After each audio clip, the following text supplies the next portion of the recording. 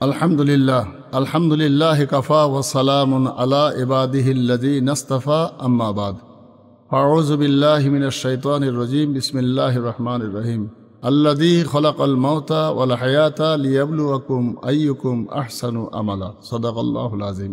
আমাদেরকে তৈরি করেছেন মহান আল্লাহ হায়াত আর মওত দিয়ে আমরা কি আমল করব, ভালো না মন্দ, সেইটা বিচার করার জন্য। আর আমি প্রথম ভিডিওয়ে বলেছি যে সহজে নেকি কামানোর উপায়। আমি দ্বিতীয় পার্টে ঠিক একই কথাই বলবো যে নেকি কামানোর সহজ উপায়। রসুল করিম সাল্লাল্লাহু আলাইহি সাল্লাম এক জিহাদের ময়দান থেকে ফিরছেন, সাহাবারা সবাই ক্লান্ত শ্রান্ত। তো দোজাহানে বাদশাহ হুজুর সাল্লাল্লাহু আলাইহি সাল্লাম বললেন, বলে বাবা, শারীরিকভাবে আমরা সবাই ক্লান্ত শ্রান্ত, তাই এখানে ত্রিপলটা টাঙিয়ে দেওয়া হোক এবং রাত যাপন করা হোক, বা এখানে আজকে রান্নাবান্নার ব্যবস্থা হোক, খাওয়া দাওয়া হবে। তো সাহাবাই কেরামগণেরা সবাই খুব খুশি মনে বললেন, ইয়া রসুল আল্লাহ, ইয়া হাবিব আল্লাহ, আমরা অনেকেই ভাবছিলাম যে আর হাঁটতে পারছি না, ক্লান্তি বোধ মনে করছি, তো এখানে এক জায়গায় দাঁড়িয়ে গেলে বা থাকলে, তো যাক আপনি বলেছেন আলহামদুলিল্লাহ, আমরা ত্রিপল টাঙানোর ব্যবস্থা করছি। তো তাঁবু টাঙিয়ে দেওয়া হলো। তো নবী আকরাম সাল্লাল্লাহু আলাইহি সাল্লাম সাহাবাই কেরামগণদেরকে নিয়ে আলোচনায় বসলেন যে বাবা, রান্নাবান্নার ব্যবস্থা করতে হবে। তো তুমি এক কাজ করো, একটা উনুন তৈরি করো, চুলো তৈরি করো, যাতে রান্নার ব্যবস্থা করা যায়। আর একজন সাহাবীকে বললেন, তুমি আটাটা খামির করো। আবার দুইজনকে বললেন, তোমরা পানির ব্যবস্থা করো, পানি আনো। আবার দুই একজনকে বললেন, তোমরা তরি তরকারিটা কোটা বাছা করো।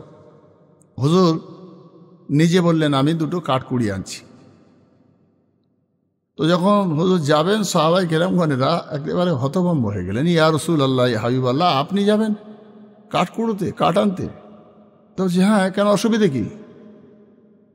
তো বলছেন, হুজুর আপনি আমাদের রাহবার, আপনি আমাদের নেতা, রহমত লিল আলামিন, আপনি এত বড় মাপের মানুষ, এই কাজে আমরা করছি, তো আপনি বসে দেখেন। তো হচ্ছেন না, আমি তোমাদের সঙ্গে যদি কাজে শরিক হই, তাহলে নিঃসন্দেহে আমার একটা নেকি হবে, সওয়াব হবে, এবং তোমাদের কাজে শরিক হয়ে আমি তৃপ্তি পাবো যে সবাই মিলে কাজ করছি।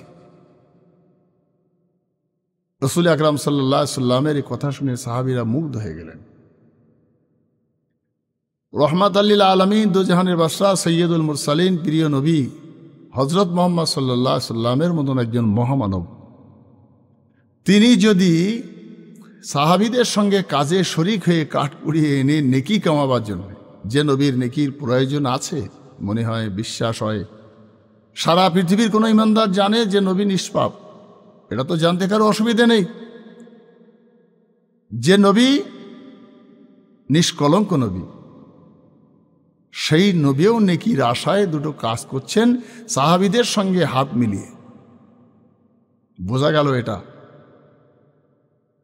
যে কেউ হুকুম না করে, যতক্ষণ যার ক্ষমতায় কুলোয় সে ততক্ষণ সেই কাজ করে যেন খিদমত করে নেকি কামাতে পারে। আফসোস আমাদের এটা, ঘরেতে বলি, বাইরে বলি, মসজিদে বলি, ক্লাবে বলি, সর্ব জায়গায় যারা একটু উপরের দিকে থাকি, সে গার্জেন সেজে, বাড়ি যদি গার্জেন কেউ হয় সে, মসজিদে যদি কেউ দায়িত্ববান হয়, সভাপতি, সেক্রেটারি, এরকম ধরনের দায়িত্বে, ক্লাবের যদি হয়, তারা সব সময় আর একজনকে হুকুম করে যে যাও এটা করে নিয়ে এসো, ওটা করো, চেয়ারটা নিয়ে এসো। মসজিদে গেলে তো মসজিদের যারা মুয়াজ্জিন বা খাদেম বা ইমাম, তাদেরকে হুইপ জারি করা, কি করছো এখানে, দেখতে পাও না এটা, ওটা, সেটা নোংরা হয়ে আছে। সেই জন্যে নেকি কামানোর সহজ উপায় হলো যে খোদার ঘরের খাদেম সেজে নেকি সাজা করা, সাহাবাদের সঙ্গে হুজুর কাজ করে নিজে কিছু নেকি কামানো। আপনার আমার নবী দুজাহানের বাদশাহ সৈয়দুল মুরসালিন আমাদেরকে এই আদর্শ শিখিয়ে গেছেন। আর এই কাজগুলো যারা করেছেন, হুজুরের এই কথাটা শোনার পরে নিজের জীবনে বাস্তবায়িত করেছেন, লিখিত হোক আর অলিখিত হোক, মানুষ বলুক আর নাই বলুক, সেই লোকটাই প্রকৃত আল্লাহর নবীর প্রিয় উম্মত, আল্লাহর প্রিয় বান্দা, এবং সেই লোকটাই আল্লাহওয়ালা। সমাজের মানুষ হেডিংয়ে তার নাম লিখুক আর না লিখুক, খুব বড় লম্বা চওড়া করে পীর সাহেব বলুক আর না বলুক, প্রকৃত পীর, প্রকৃত বুজুর্গ, প্রকৃত আল্লাহওয়ালা ওই যে লোকটার ভিতরে সুন্নতে নববী আছে। এই কথাই বলেছিলেন হাকিমুল উম্মাত মুজাদ্দিদ মিল্লাত হযরত মাওলানা আশরাফ আলী থানভী রহমতুল্লাহ আলাইহ। হুজুরকে জিজ্ঞাসা করা হলো, হুজুর আল্লাহর ওলি যারা, পীর যারা, বুজুর্গ যারা, যাদের কাছে বায়াত হব বলে ভাবছি, মুরিদ হব বলে ভাবছি, সেই লোকটাকে চিনব কেমন করে? সে তার কারামত দেখাতে হবে, শর্তে রাখুন। হযরত হাকিমুল উম্মাত বলেছিলেন যে না, কারামত দেখালেই শুধু পীর সাহেব হয় না, পীর ও বুজুর্গ যারা মুর্শেদ হবেন, যারা মানুষের বায়াত করে মুরিদ করবেন, তালিম দেবেন, সবক শেখাবেন, আধ্যাত্মিকতায় বলি, জাহেরি বলি, সেই লোকটার ভিতরে থাকতে হবে ইলমে জাহেরি, ইলমে বাতিনি। অর্থাৎ ইলমে বাতিনি কথার অর্থ ছিল এটাই যে সুন্নতে নববী, যে লোকটা সুন্নতের পাবন্দি হবে তাকে ফলো করবে, সেই লোকটার কাছে বায়াত হবে, সেই লোকটার কাছে কিছু শিখবার, আমল করবার ভাবনা ভাববে।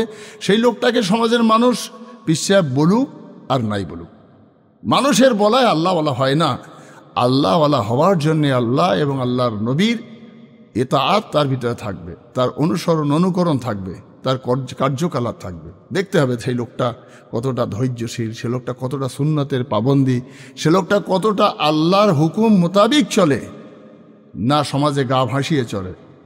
সেই জন্যে অনেক জীবনযাপন, আয়েশ আরাম, মুখে অনেক ভালো ভালো কথা বলা, অথচ কাজের সঙ্গে যদি মিল না থাকে, প্রকৃত সে লোকটা আল্লাহ ওয়ালা হতে পারে না।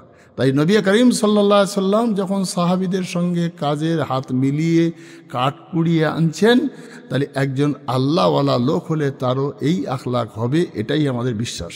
মহান আল্লাহ সীমিত আমলে সহজে অনেক নেকি কামাবার তৌফিক দান করুক। ওমা তৌফিকি ইল্লা বিল্লাহ। আসসালামু আলাইকুম ওয়া রাহমাতুল্লাহ।